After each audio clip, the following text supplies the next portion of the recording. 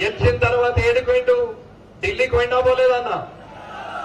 పోయేమన్నాడు, నువ్వు ఆర్ఎస్ఎస్ నేను ఆర్ఎస్ఎస్, నీకు నాకు ఒకటే, నేను మీ ఓన్నే అని మాట్లాడాడు ప్రధానమంత్రి గారితో. ఆయన ముందట సగం ఉన్నాడు, కుర్చీకి అతుకపోయినాడు. కుర్చీలో కూర్చుంటే కనీసం కాళ్ళు కింద అని ఆయన నువ్వు నేను ఒకటే అని మాట్లాడాడు. అయిపోయి మళ్ళా వస్తుంది.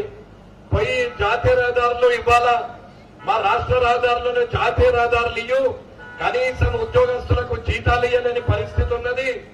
కాబట్టి ఎట్లనే చేసి ఒక 9,000 కోట్లు రిలీజ్ చేయమని, పాపం తమ్ముడే కదా అని చెప్పి, చిన్నోడు కదా, సంఘమే అన్నాడు కదా, మా సంఘం మనిషి అనుకుని ఆయన రిలీజ్ చేసే జీతాలు ఇచ్చే. ఆదిలాబాద్ కు ప్రధానమంత్రి నరేంద్ర మోడీ గారు వస్తే ఏమన్నాడు? మా బడేమాయి పెద్దన్న పెద్దన్న పెద్దన్న అని మాట్లాడిండు. పెద్దన్నకి ఏం చెప్పిండు? గుజరాత్ లెక్క తెలంగాణ చేయన్నా, ఆ బక్కపల్స ముఖ్యమంత్రి ఏం వాడలేడు, నేను చిన్నగున్న అన్ని వాడుకుంటా అని చెప్పిండు. కేంద్ర ప్రభుత్వ పథకాలు వాడుకుంటాం, సహకరించడానికి నరేంద్ర మోడీ గారు సిద్ధంగా ఉన్నారు. ఆయన వాడుకోలేక తెలంగాణను ఇత్తడి తెలంగాణ చేసిండు.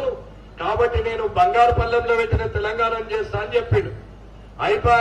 పటాచర్ల మీటింగ్ అయితే కోమటిరెడ్డిని పంపిండు. ఆడ ఏదైతే ప్రారంభోత్సవాలు చేసిరో 1,000 కోట్ల రహదారులు, అక్కడ నిమ్స్ ఎయిమ్స్ అన్నిటి కూడా ప్రారంభోత్సవాలు చేసిండు. లక్షల కోట్ల రూపాయల పెట్టుబడులు పెట్టి తెలంగాణను డెవలప్మెంట్ చేస్తే ఇవాళ వచ్చి ఏమంటుండే ఎలక్షన్ రాగానే పాపం అమాయకులైన క్యాండిడేట్ల దగ్గర చేతుల గుడ్లు పెట్టారు. వాళ్ళకు క్యాండిడేట్లకు తెలియదు మాకు గుడ్డే తప్ప ఏమి లేదురా నాయన. అది కూడా చిన్నగుంటది, అది బాతుగుడ్డో కోడిగుడ్డు అయితే చిన్నగుంటదని. ఏ గుడ్డు ఆయన గుడ్డంతా ఎత్తని ఉన్నాడా కనీసం? మరి గాడి గుడ్డ ఎంత ఉంటుందో నాకైతే తెలియదు, ఆయన ఒక్కడే చూసినట్టున్నాడు. ఇది ముఖ్యమంత్రి గారి మాటలు.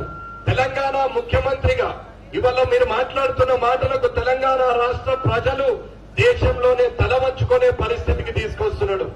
అవాకులు చెవాకులు పాల్గొన్నటువంటి పేలినటువంటి పాత ముఖ్యమంత్రిని ఫామ్ హౌస్ లో వండబెడితే ఈయనను ఈ 10 నెలల్లో ఏడబట్టబట్టాలా?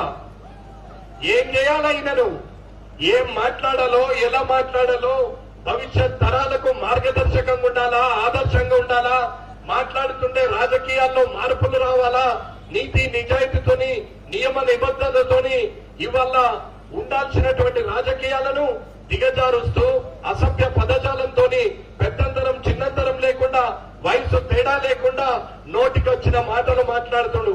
54 ఏళ్ల వయసున్నావు, చిన్నోన్ని అదే మాట్లాడతావు, 70 ఏళ్ల పెద్ద మనిషిని అదే మాట్లాడతావు. వయసుకు విలువయ్యని నీకు, నీ చేరుకు, నీ ముఖ్యమంత్రి పదవికి ఎవరు విలువిస్తారో ఒక్కసారి ఆలోచించాలా. ఇలాగే మాట్లాడితే నీకు కూడా ఇంకా ఏనుగు గుడ్డి ఇవ్వాల్సి వస్తుంది, గాడిద గుడ్డలో చిన్నగా ఉంటుంది. లాస్ట్ కి ఏమీ లేకుండా అయిపోతావు.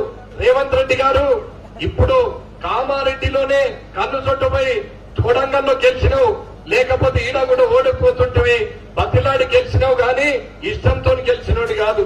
కామారెడ్డిలో ఓడిపోతున్నా అని తెలిసి నేను ఏడ పోటీ చేసినా గెలుస్తా అనుకున్నాడు గాని వచ్చిన ఇద్దరు తోక ముడిచి ఇంట్లో కూడా నువ్వు ఫామ్ హౌస్ లో ఉన్నారు. నువ్వు బతుకుపోయి కొడంగల్ ప్రజల దయతోని ముఖ్యమంత్రి స్థాయిలో కూర్చున్నావు. కనీసం మర్యాదగా మాట్లాడడం నేర్చుకో రేవంత్ రెడ్డి గారు. ఇక్కడ ఉన్నటువంటి యువకులందరూ రేపు రాబోయే తరంలో ఎమ్మెల్యేలుగా, ఎంపీలుగా అయితే కనీసం ఒకరిని ఆదర్శంగా తీసుకోవాలా, ఫలాని వ్యక్తిలాగా నేను కూడా ఉండాలని చెప్పి రాజకీయాలకు ఆదర్శంగా ఉండాల్సినటువంటి వ్యక్తివి నోటికొచ్చినట్టు మాట్లాడుతున్నావు. ప్రజలు ఇచ్చింది నీకు ముఖ్యమంత్రి చేరు, కానీ నువ్వు ఎక్కడున్నావు? ఇంకా జడ్పీటీసీ కిందనే ఉన్నావు, ఇష్టం ఉన్నట్టు మాట్లాడుతున్నావు.